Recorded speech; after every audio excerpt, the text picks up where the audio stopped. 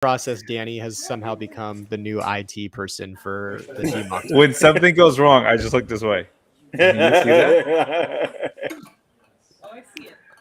That's I'm perfect. like, Danny, am I still on the screen? Can you hear? Nope. That was always the fun part about when I was in the office doing these streams, is if you started freezing up, I could just look to the right or to the left and be like, somebody help him. Like, Someone, anyone?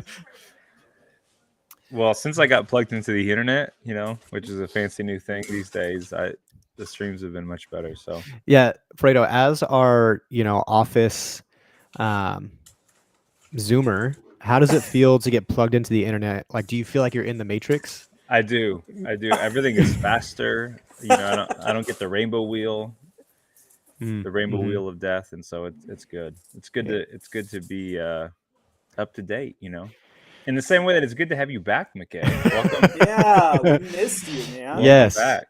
Yes, I am back. As you could tell, my surrounding is a little different because I am still working from home to help kind of navigate the transition from newborn to working again. But I'm glad to be back. Oh, wow. The Rotten Potatoes podcast has jumped on to show some love to Sandals Church. What's up, guys? Love it. Thanks, Rotten Potatoes. But yes, I am very happy to be back. We welcomed our beautiful baby boy Zion on April 4th, and it has been great just getting used to life with a newborn. It is as challenging as everyone says, but it's also as awesome as everyone says. So, McKay, how I'm curious, how hard did you fight to try and name your son Simba? I definitely mentioned it. Like it was part of the conversation, but then I was like, I already have the Simba tattoo. I can't give a Disney name on top of that.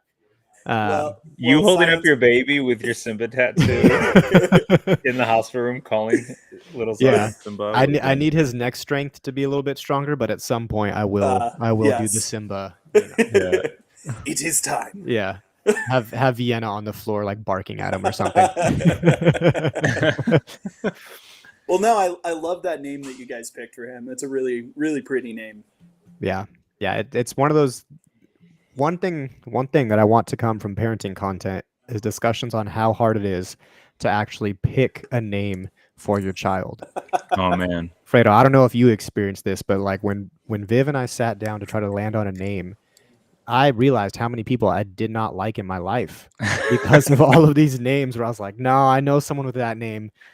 And in hindsight, that's not a good name right there. Yeah. Dude, on top of that, I was a teacher at the time when Eli was born. And so any name that got mentioned, like at some point was a student. So I'm like, oh, no, I just can't be calling my son that student's name. Yeah. It's not going to be well for my psyche. Especially if you have a student who ends up with the same name as your child, that student is always going to be like, oh, yeah, you named your child after me. It's like, exactly. Yeah. What's up, Leslie? Good to see you. Hello, Morgan. Hello, Morgan. Hello, Leslie, Scott, Zach. Scott, Algar. what's a motto? Nothing. What's a motto with you? Tyler, for those who don't know, that is a Lion King quote. So I can definitely go back now and say, when you have a newborn screaming at you at 2 a.m., Hakuna Matata is horrible advice. horrible advice. Just forget about it, Scott said we should go back to biblical ways of thinking and just name them after something that's not even a name. Like how Jesus renamed Peter Rock. Or heel catcher from Genesis. Yeah, there you go. Heel grabber. Hello, Christina. Welcome to the stream. We're going to get started here in just a couple moments. Once we read off some more biblical names. Yeah. Well, I actually had a friend. My nephew's name is Levi. And then I had another friend choose a pretty biblical name for their son. I won't share it because I don't know if they want their kid's name out there, but it is another Hebrew name. And so when I was texting him about it, he was like, dude, we're just going to have a bunch of Hebrew misfits running around causing problems. I love it. Sounds like the disciples. Yeah. Yeah. All right. So I, in my time of being out, I've been keeping up with my reading, but guys, what have I missed these last couple weeks in our Everyday Miracle virtual book club. Oh man, I mean, Well, we got Shooter McGavin in a couple of times, which means he wasn't in the chat, which left the chat, I gotta say, pretty light.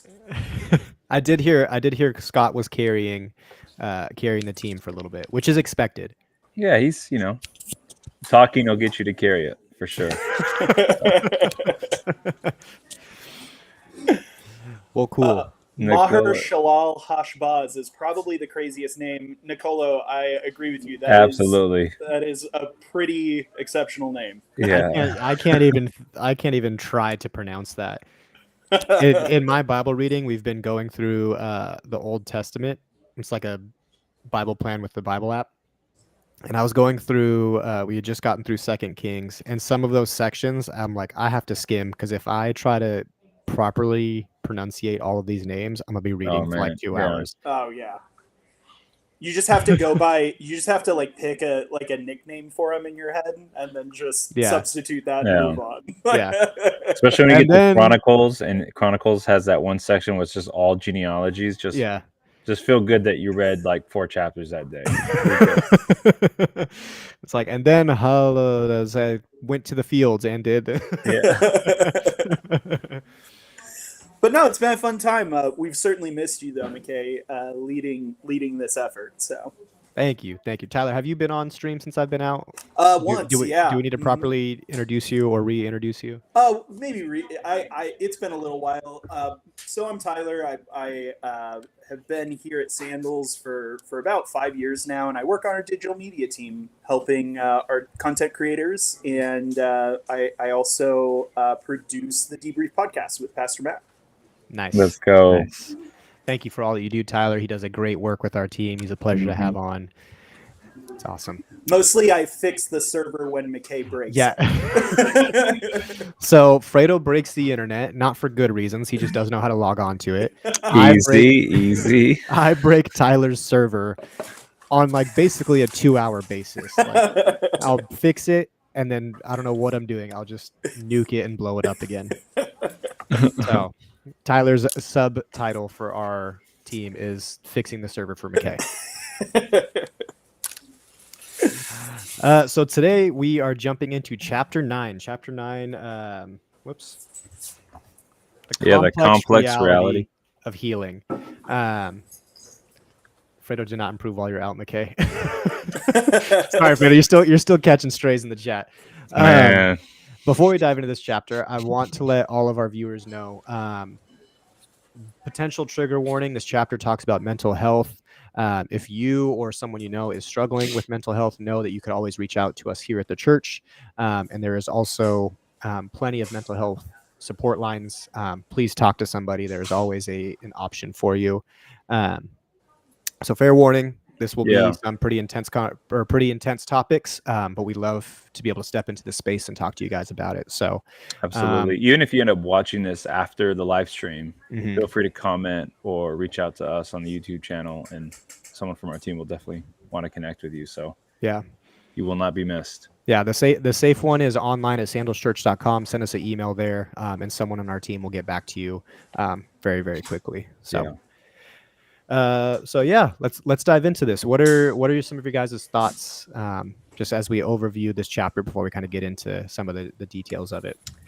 I absolutely love the story of Lily, the little girl that Pastor Matt highlighted from our church, and just the journey she's been on to experience a healing when it comes to her mental health and her psychological health as well, and just as he was sharing what it was like to be at her dinner, or to be with her at dinner, and just to see how far she's come, and to look at the multifaceted ways that a variety of things served her well in her healing. Right. So there was a prayer. There were time with counselors. There was her family caring for her.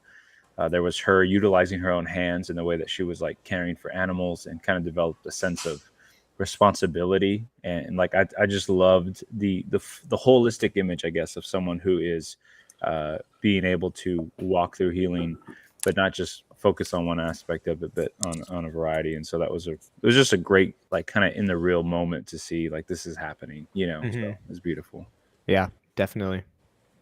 Yeah. I grew up close to mental illness. My stepdad's brother was schizophrenic, and he was diagnosed pretty early in life, in his early 20s. So by the time he was in my life, he had spent more time under that diagnosis than he hadn't, and it was really, I think, a good thing for me to kind of be exposed to that as a young kid, to see mental illness up close, and what that can do, but also that he was still my uncle, and he was still just someone that I love deeply, and yeah, his brain didn't work the same way mine did, or anyone else in our family. But that didn't change how worthy of love he was. And so every Sunday after church, we would pick him up and go spend time with him and my family and their parents, my stepdad and his parents. And that was such a beautiful time. Yeah. And so, going back and reading this chapter was a little challenging for me at times, to be honest. Because it just brought up a lot of memories for me, but also I thought it was really beautiful and important, especially when Matt talks about destigmatizing mental illness.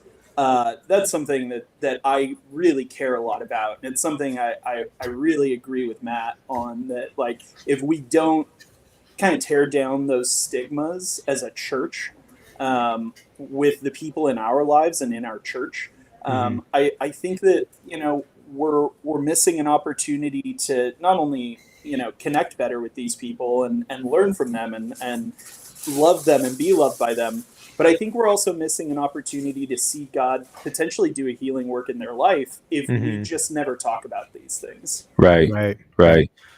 To that point, I loved what he had said on mental illness, beginning on page 154. When he had said that the second thing we need to see is that Jesus removed the shame of mental illness. And then he said this: no one picks their disease, it picks us. And I thought that was so critical, especially when we think about how someone does experience the healing power of Jesus as it relates to mental health. And I think the first part is just to realize sometimes things just happen to us and we're not always sure. And I think sometimes I'll say it like this: I don't think I know, based on just the time that I've had experiencing as a pastor, caring for people in this way, is they feel a deep sense of shame and even guilt because they don't know necessarily what's happening to them, or understand when it started, or how it's working, and so they almost feel upset and even man, I don't know why this is going on. They can't pinpoint it for themselves, and I think that was just so important that he was just naming that for what it is.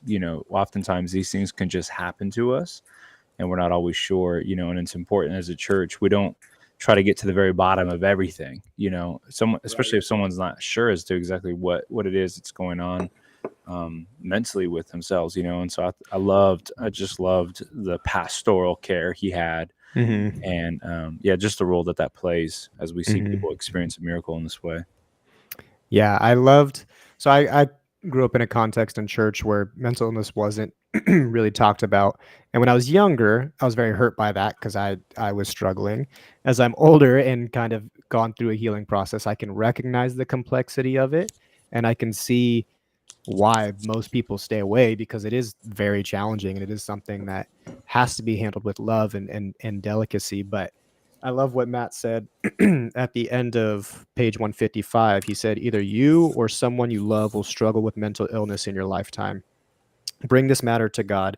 God cares so much about mental illness that he made this entire journey to reach this man. Jesus went after this one sheep, even if that sheep was not right in his mind. And growing up in church, I've heard this story of, the man in the wilderness cast out in the pigs. Everyone freaks out and is like, get out of here. But it's been missed at how intentional Jesus was to meet this man and still care for him, even though he knew he wasn't in his right mind, and is able to offer healing in that. I think it's like we're saying, it's such an important thing to start having conversations on how to care for these people, how to navigate loving on people that have mental illness, because they're struggling just as much as someone that has a more normalized illness, I guess is the only way I can put it. But Scott brought up a really interesting question, and then we'll get to Christina's question too.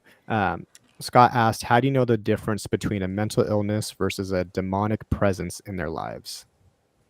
Just a nice little softball since I'm back. Yeah. Yeah, do you want to take first Yeah, I'll go stab to at that, McKenna? I'll go to Fredo first. Okay. Pastor, how do you start to navigate Yeah, I demonic mean, possession versus mental illness?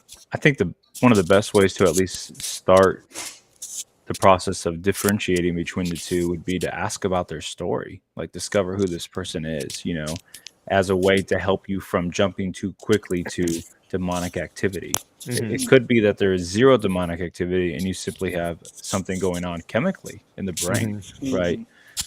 Or maybe more emotional if there's a heavy sense of depression, right? And so I think just unearthing and mining the story of the individual, seeing them as a whole person, seeing the things that have happened to them as well as the things that they have done as critical parts of their story, their family of origin, right, is all really important to kind of hear from, understand, begin to listen to before you jump to the potential possibility of like a demonic activity. Now, if someone in the midst of sharing their story acknowledges that they believe there's some kind of demonic presence happening, I think that's okay to also understand, okay, maybe there's a both and situation. Yeah. I think the danger is when we try to create an unhealthy dichotomy and see it as an either or, either you are mentally ill or this is demonic possession, or in some cases it could be both things at work.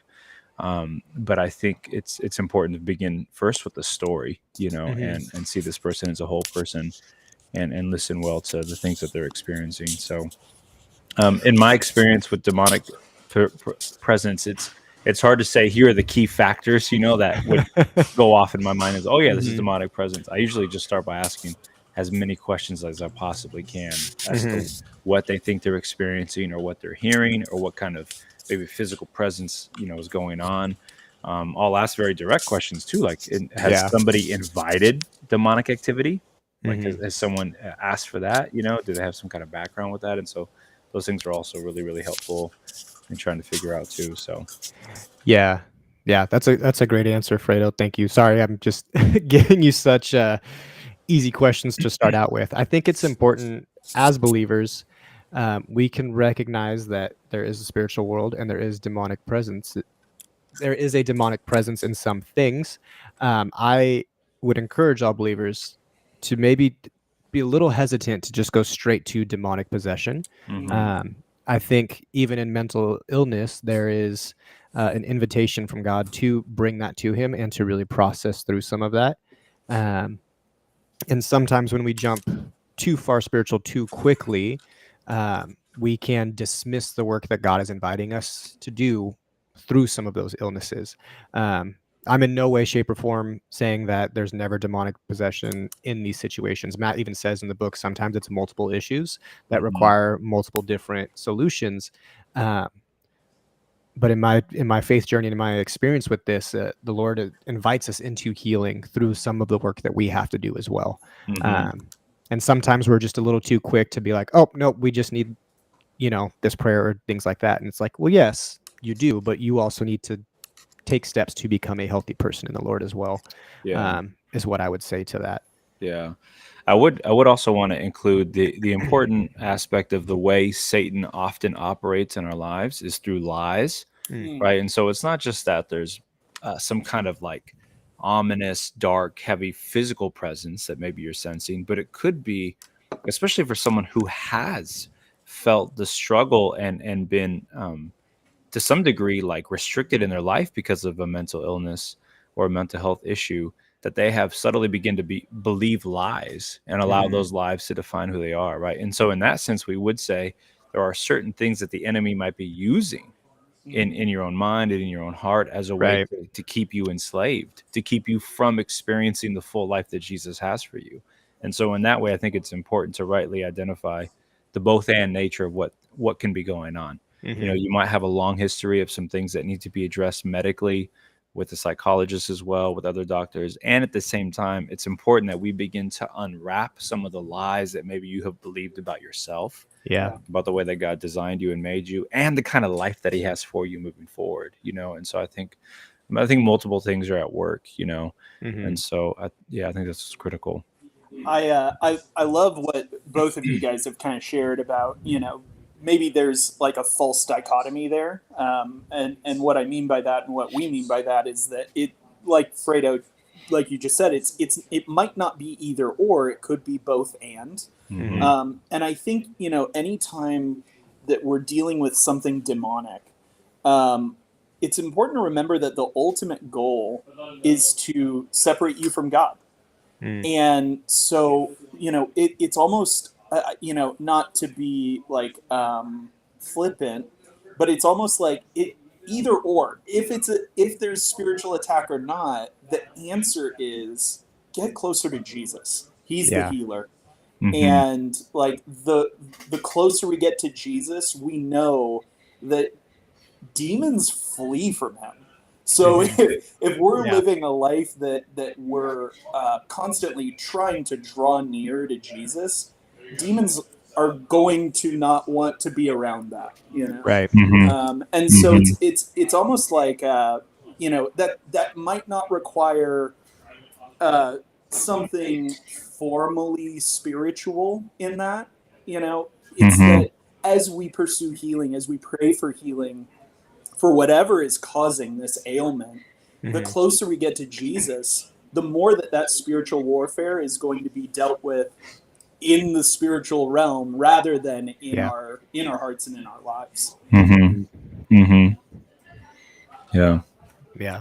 And Scott kind of had a follow up there or context. He said some churches that make everything about a demonic spirit, a spirit of fear, spirit of oppression, spirit of depression, etc. Oh, okay. Yeah.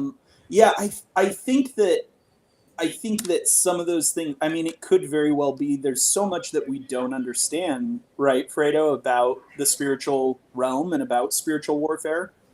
Um, that maybe that is something that demons do, but I also think that those are all of those things, fear, oppression, Mhm. depression, all of those things are just human. They're part of the human condition. They're part of Exactly. the fallen world. Exactly. And like some of that maybe could be spiritual, but some of that is natural. Mhm. Yeah. Mhm. Yeah, and I think, anytime you maybe hear those phrases being used in church, it's always helpful if they can define what they mean when they say certain things, because you do have examples in Scripture. Like Jesus at one point turns to Peter and says, "Get behind me, Satan." Now, what he was speaking to was the kind of lie that Peter was convinced had to be true about Jesus's life in Mm. order for him to be the kind of king that Peter envisioned for him, right? And so there's a narrative there that Peter is wrapped up into, and there's a way of thinking that Jesus turns to him and says, "Man, that's actually demonic. That is not the way that I have. That's not what the Father has called for me to do." And so I think there is a time and a place to rightly identify something as demonic or as this is the way someone who is not of Jesus would maybe want to live or believe. So, but yeah, I want to touch on something Christina had mentioned just a moment ago too, when she talked about this is insightful because growing up we didn't share our feelings. Mm. Yeah, and it's hard to Mhm. understand someone going through it. Yeah, I think that's so crucial. Like Christina, to your point, when you think about the question, "How are you feeling?" That's probably got to be Right. one of the most challenging questions to answer for a few reasons. Right, number one, we always don't know how we're feeling, right, Mhm. mentally, emotionally. Number two, we don't know if you're a safe enough person to share with how we're feeling or doing. Yeah. And then number three, we're not sure if you got the time to hear everything that I'm doing. So it's like, do I want to answer this question or do I want to get to Yeah. lunch? And so I think there's a lot of things. And then add to that, yeah, if we, McKay, you mentioned earlier, maybe being in a church setting when you were younger that didn't make space for both faith and emotions or faith and mental health and awareness. And then it almost felt as if those things were not things that we could discuss Mhm. apart from saying it's a sin to be in doubt or it's a sin to Right. be sad, let's keep it moving. And Mhm. so I think over time that very much shapes us into the kinds of people who don't have room to both follow Jesus and deal with our mental health, or our emotional health. And so, yeah, I think that's so important. So And thanks I for think, mentioning that, Christina. thank you, Christina. I think that brings up just kind of the conviction point to all Christ followers of like, I'm afraid I'll correct me on how you usually phrase this, but it's you often talk about making room in your life for other people. And one of those things as believers is making room in our life to hear people when they are mentally struggling, because that's how I am at times. And if I'm having a harder time, I'm internally thinking like, okay, does this person have the space to process everything that I'm about to say? Or do I just give them to like, yeah, it's tough, but we're keeping it moving. Like, um, so that's just one thing, even for me personally. It's like, okay, how am I making time in my day to day to be able to hear people well? Because sometimes the solution to mental health sometimes is as simple as like, you just need to be heard by somebody. So as believers, how are we making time to hear people through some of their struggles? I don't know if that makes sense, but that's just kind of where I No, went with that. I think, McKay, I think you're right on the money with that. Christina, I was hanging out with a friend of mine just a couple of weeks ago, and he was telling me, that he has, over the last couple of years, God has really grown him in learning how to not only like feel his own feelings, but how to handle other people's feelings well. And he was saying similarly that he grew up with parents who never shared their feelings. And I was just kind of talking with him through that, and he shared with me something really insightful. I'd asked, what made kind of the difference for you? And he said it was community group. It was getting into a community group and just getting comfortable, even hearing other people sharing their feelings. And by learning how to like hear people talk about their feelings, he even learned how to pay attention to and identify his own feelings. And so yeah, I think that learning to share comes from learning how to listen. Yeah, That's good. That's really good. that's good. Loving this. Morgan asked a question. It's a little two-parter, so we'll have to get time for both of them to be up on the screen. But she said, when it comes to loving someone that struggles in some capacity with mental health, it feels like at times I'm both operating out of a place of wanting to love and help them, but also maintaining boundaries when needed. Are the two mutually exclusive, you think? How do you handle this well? Yeah, I don't think they're mutually exclusive at all. I think they're part of the same process of loving them, because you want to remain present long enough to listen well and to give them space to process with you. And then also there's a point in which like it's gotta end, like you can't stay in that forever, and so sometimes there's helpful things that can be said like, hey, I want to continue to hear you, but we need to do this thing, or when you're ready, I want to offer some thoughts in light of what you shared, so I think there's finding phrases that are gentle reminders or kind of gentle truths that can honor both those things, because they're not mutually exclusive. I think to set a proper boundary is to love someone well in the same way that you're wanting to be present to them and hear them out well. So you can do both. So I think every day Jesus went to sleep, and he went to sleep by himself. Like, so, at some point in his human life, he modeled that for us, so, and he was even okay with people walking away from him. Like, he was more than okay and settled in himself and allowing people to make their own decisions, and I think that was a great display of self-differentiation, where his well-being wasn't completely hinged on how well somebody else responded to him. Like if someone didn't like what he had to say, he was okay. He kept it moving, and so his ability to freely let people be themselves, I think is a great thing that as Christians we need to see. Okay, how do I discern and then begin to model that in my own life too? So something that I frankly am bad at, like I'm still learning how to do, is to have boundaries. But I really like, it's something that Pastor Matt has said several times, in sermons and on the debrief over the years, that the most loving thing that you can do in a relationship is have boundaries. That relationships are actually defined by boundaries. And like, for example, I'm single, but Fredo, you and McKay are both married. And like the definition of your marriage is a boundary, that it's like we are for each other and no one else, like, and so boundaries are important and healthy. And I think about, especially with like mental health, last year, my grandmother was hospitalized for several days, and she ended up developing hospital psychosis.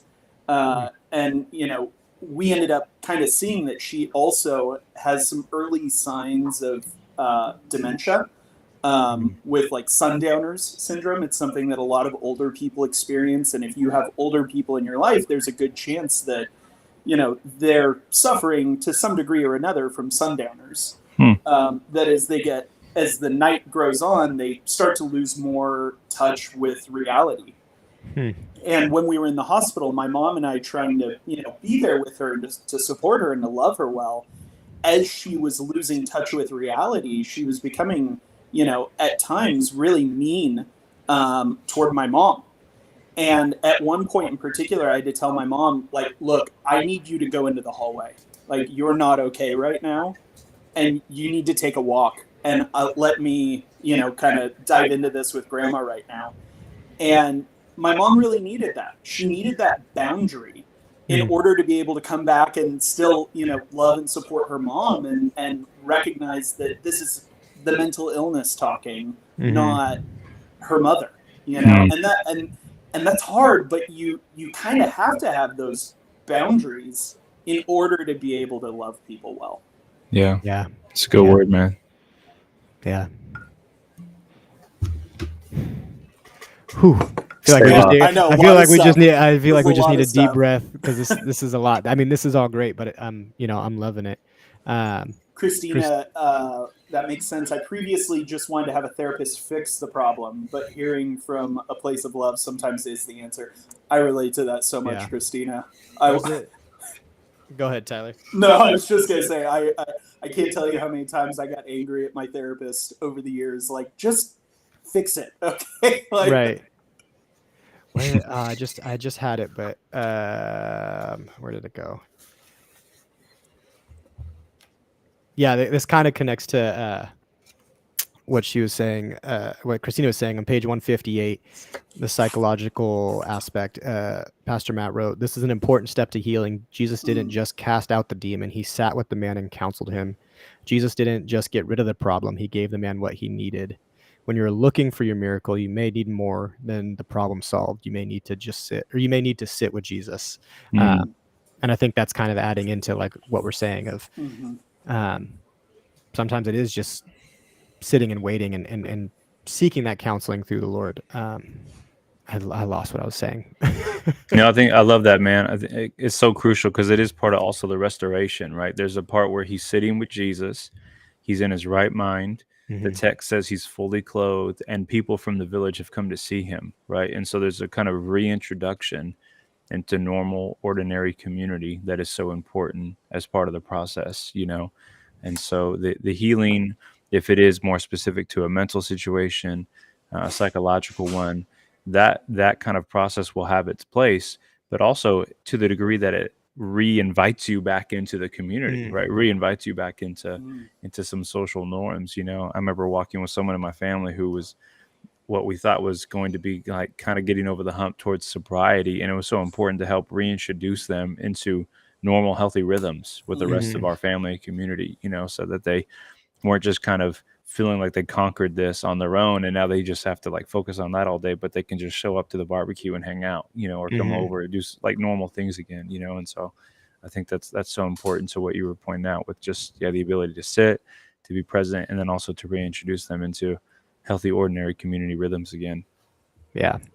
And that's such a great point, Fredo. I think with like substances, and especially abuse and addiction, as well as with mental illness, we tend to, as a society, we tend to marginalize those people, and we tend to kind of, okay, you're too much, or your problems are a little too messy for us, and so we're just going to kind of hide you in the corner of our family or of our church or of our, work, organization, or but what we really need to do in all of those moments is lean into connection, lean into community, because so much of how God heals us, especially emotionally, mentally, spiritually, is through his people. That's good, man. That's good. I think that segues well into what Scott had shared with this question. What are some steps we can take to address the unique mental health challenges faced by LGBTQ plus individuals within our community or congregation, as they are at a much higher risk of things such as suicide? Yeah, I think realizing, I don't remember where I read this or heard this, but it was like maybe the person who's gay and following Jesus at your church just isn't needing to be used for the gay talk, but maybe they can cook a good meal too and just hang out. And I think there's a lot of wisdom to that, so not just kind of using these people as like for your own platform's sake or for your own agenda. Like, look at the how awesome our church is. Like these kinds of people come here, but like realizing they can actually do normal things too. And like, so again, they should be a part of your community. They should be a part of your normal community in a lot of ways, so that helps kind of fight off the feelings of isolation. Yeah. And the kinds of ideations that would lead to something like a suicide. It's so important, I think, for them to be in the normal flow and life of the community. Yeah. That active restoration, like you were saying earlier, of now you are a part of this community. You are back. Not that you were casted out, but like just bringing people into that relational equity. That especially if you're in the LGBTQ plus community and trying to follow the Lord, that can feel very isolating because a lot of your peers are going to question why you're doing this in the first place, and might not trust you. So, and if they only have value because they can share their personal experience of how they have these sexual desires, or here's how they identify, but they faithfully follow Jesus. Like if they're only useful for your program or your event or your talk, or your sermon illustration, then they're not actually a part of the community. But like if you can see that, hey, they're pretty good at pickleball, or they can hoop, or they cook a good, like there's other things they do. They're normal, real people, and so they should feel like they're also integrated into what the church is doing as a whole, so. Yeah. I also think, even just acknowledging that, recognizing that, and being like having at the forefront of our mind that, Scott, to your point, statistically, folks in the LGBTQ plus community do, especially youth, do tend to struggle disproportionately to their peers with some of these mental health issues. And recognizing that and praying for this community and praying for these people in our lives and in our church. I think a lot of times, thankfully, I think at Sandals Church, we talk about this issue a lot.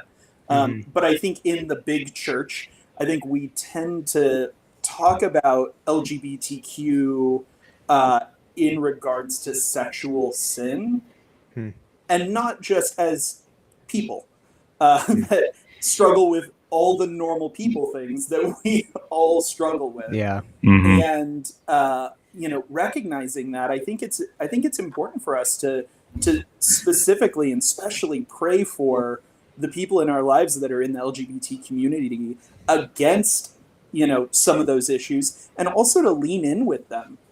Lean in with your family and friends that are a part of this community, and become a safe place for them to share how they're feeling with you. Yeah, that's great, man. That's great. Yeah, that's so good. Gregory asks, any recommendations to help children with anxiety, peer pressure, and esteem issues? Fredo, you've got the oldest kids among us, so we'll start with you. And then McKay, you work with kids, so I'm interested to hear what you have to say. Yeah, I'd be curious to hear McKay's thoughts, as he's worked pretty closely with youth for the last season of his life. So I will. So before I took this role as the online youth person, I spent a lot of time volunteering with our youth. I loved youth ministry growing up. I think it's a needed part of community and society. In the last 7 years that I've been involved in this, one of the reoccurring themes I see across the board, especially as we go more digital, is students are looking for personal connections. So kids that are struggling with anxiety, peer pressure, self-esteem, a lot of times are experiencing that through social media, which I mean, I get it. I sometimes feel the same way where I'm scrolling and I'm like, man, I want to go that vacation. I want that car. I want those courtside seats. Like, that's just kind of a natural thing to happen when you see these things. But the big shift that helps with that, and this is kind of, it's going to sound like this is just looping it all into the same thing, but connection with students has been the biggest shift. Before I was married and had a lot more free time, I would invite students to go with me on errands. I'd be like, hey, I got to go grab some food. Do you want to roll with me? I got to go get this done. Do you want to come with me? Youth nights, I would be like, hey, I'm bringing food for you guys. What do you want? So oftentimes some of that anxiety, that peer pressure, that self-esteem is less on their physical surroundings and more missing the feeling of being connected to something bigger than themselves, I think is how I would explain that.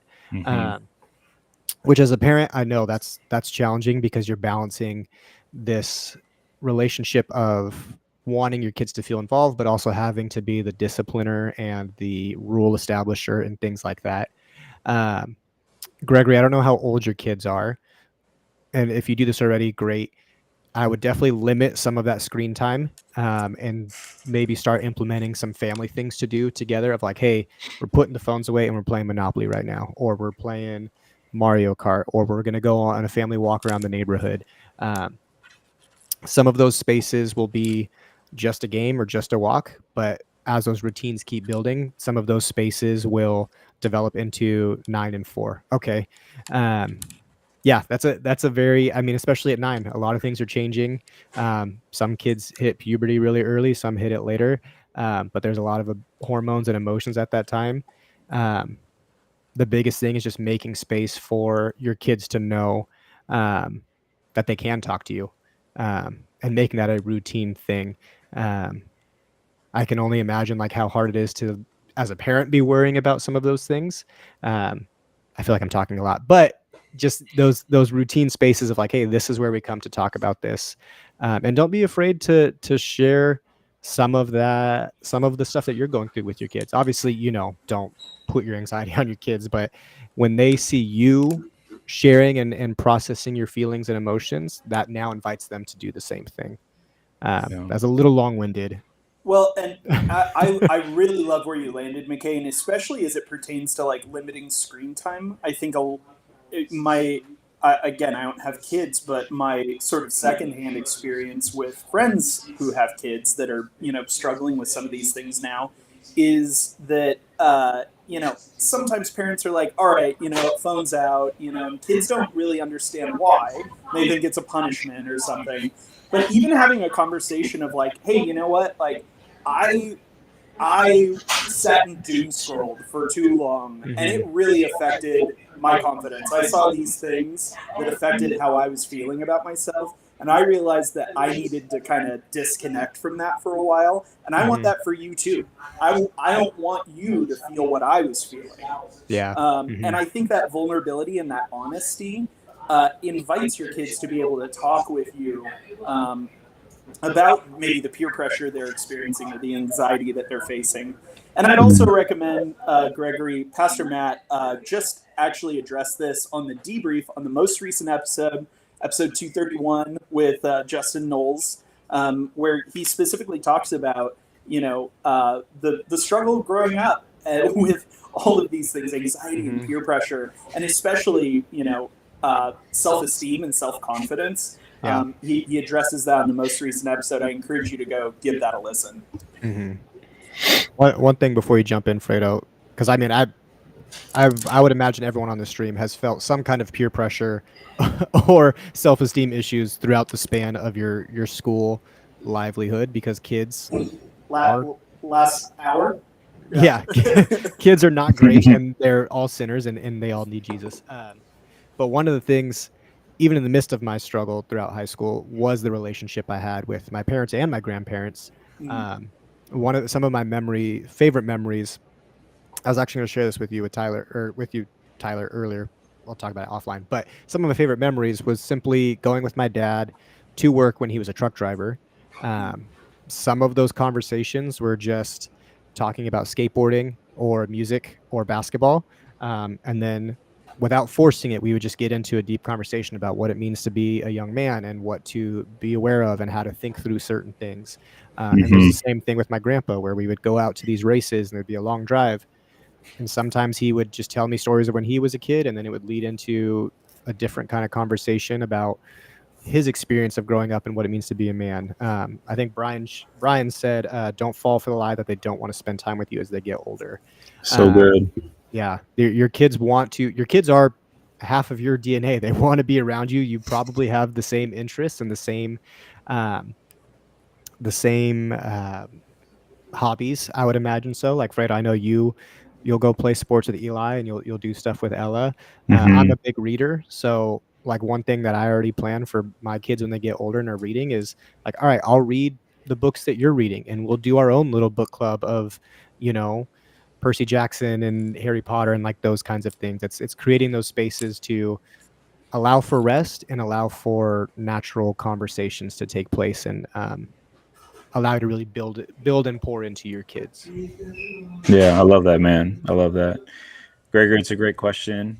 You mentioned your kids are 9 and 4. I have a 10-year-old and a 6-year-old, and so at least here's some things that I'm discovering that I'm also still aiming at too. It's not like I've arrived, but things that I'm aiming at as it relates to helping specifically my children. As a 38-year-old, I still get anxious. I still feel peer pressure, and still have esteem issues, right? And so I don't know if these are things that you outgrow, but I do think we grow into these things in the sense that we learn to develop habits and practices for when we feel anxious. And we begin to develop habits and practices for when we are experiencing peer pressure or esteem issues, right? And so I'd like to imagine a few things. First of all, normalizing these experiences for my children. So reminding them that they are natural and normal. Secondly, I'd like to believe that Eli and Ella will do better in dealing with anxiety with me and Ashley than without us. And so, hoping to build a bridge to them so that they don't have to be alone in those things, right? And then, thirdly, helping just to give them vocabulary for those things, you know, so that they can start to develop an understanding of themselves. Like they're discovering who they are, they're on an ongoing journey of that. And so, if I'm able to build a bridge and get close to them, then I can help give them a vocabulary and a sense of how maybe they've seen me deal with this. And to do that, I've just tried to find normal, simple things to do with them. So with Eli, it's soccer, it's sports. With Ella, it's, you know, random stuff like playing two square in the house with a balloon, like we were doing yesterday. You know, so Ash has been so good at realizing like it's over the dinner table that we oftentimes just get a ton of info from our kids. You know, we just mine the gold and just asking certain questions that help them figure it out, you know. And then we try to celebrate moments where they are feeling anxious and they've worked through it, right? So recently my son sang in a school performance. He had a little solo part, so it was regularly good for us to practice. Hey, when you felt anxious, what did you do? Oh, I sang, you know. Or when I felt anxious, I did this. So like helping them to identify places in their life where their anxiety is normal and experience, like that's just going to happen, and then the practical steps of courage you took, you know, to do something. Like being courageous is not feeling fear, but it's feeling fear and doing something about it anyways, you know. So like helping them to just see those places in their life where they've already taken steps, I think is really, really critical, you know. Because again, they're going to deal with it now, and when they're 13, when they're 18, when they're 21, you know, and they're singing Kendrick Lamar's peer pressure song, like that, all those things, they don't go away. You know, it's just what kind of person have I become with the things that I've learned to do when I feel like this, you know, and how maybe my parents giving me a vocabulary and more than that, a relationship to navigate through it, I think is really, really crucial, you know. So in a recent convo, I said a lot, but in a recent convo with my son, I basically told him, Eli, you're at the age now where you can ask anything you want, and I'm going to be an open book to you. You know, he hit 10. I can tell his eyes kind of opened up and he's already put that to practice. But I want him to know, like, man, you could ask whatever, and Daddy will process with you. So yeah. That's all great, Gregory. Thank you for that question. Thank you for your vulnerability and honesty in that. I do want to say before we wrap up, one of the things that I have personally kind of been focused on is oftentimes, not all the time, but oftentimes, a lot of the things that we struggle with mentally can tend to come through the family lines. So if you have family members that have struggled with mental illness or mental struggles, there is no shame in you, even if you don't feel like you're struggling, occasionally checking in with a counselor, or checking in with, if you're close to Sandals, Soul Care, and getting some time to talk through some of these things. One of the best ways that we can be helpful to others is being helpful to ourselves and taking care of ourselves in that. And so, yeah, I just wanted to say, like, we have spaces here at Sandals to talk with you. You don't always have to go see a therapist. My wife is a therapist, so naturally I'm a big champion for counseling and therapy. I think it's great. I'm in therapy. But there's nothing wrong with just doing a little routine check on, like, hey, where am I at mentally? What's going on inside of my head? Is there something I need to process and talk through? Because sometimes in the busyness of life, we just are like, all right, let's sweep that and keep it moving. I got bills to pay. I don't got time to talk about it. But those dirt piles can get pretty big if we keep sweeping them under the rugs and not actually cleaning them out every once in a while. So, Yeah, that's my soapbox. I'd love to yes and your soapbox for just a quick sec. There not only is there a component, like a family component where maybe, some of us have certain, maybe like predispositions to certain mental illnesses over others. But there's also a really big physical component to so many mental illnesses that we also need to be like conscious and thoughtful of and aware of. Not to be overly prescriptive, but if you're struggling, as I do often, struggling with depression, like a good first step for me is like kind of running through a checklist in my mind of like, hey, am I eating well? Am I exercising? Am I, doing the things that will help set me up better to live a more mentally healthy life? And also needing to be careful about things like substances, drugs and alcohol. If you have a tendency toward certain mental illnesses, it might be important for you to say no to those things and to stay far away from those things. Yeah, we should do that. I like what you said though, McKay, that it is, especially when we're not struggling, it is on us to stay close to God and to also be ready and willing to do our part to stay healthy. Yeah. So good. Thank you, Tyler. that's good. Ooh, that was a good stream right there. I didn't expect to go this long, but that's some good stuff. Tyler, thank you for being on today. Fredo, as always, it's been a pleasure. I'm so glad you didn't have any internet issues this time. I didn't believe it at first, but we made it through a stream. We made it through. It's 2 weeks in a row. Hopefully we'll finish the book club strong. It took me 9 chapters or 8 chapters to get good internet. Chat, we will be back next Tuesday at 1, going over chapter 10. I'm not sure who we have next week. Who do we have joining us next week? Let's see. Next week we have Jackson. Thanks so much. Yeah, Christina, Jackson thank you. Baldwin. Karen, good to see you. Thanks so much. Gregory, great question. Gregory, thank you for your Appreciate questions. you all, Karen, man. Christina, yeah, this was today. great. Yeah.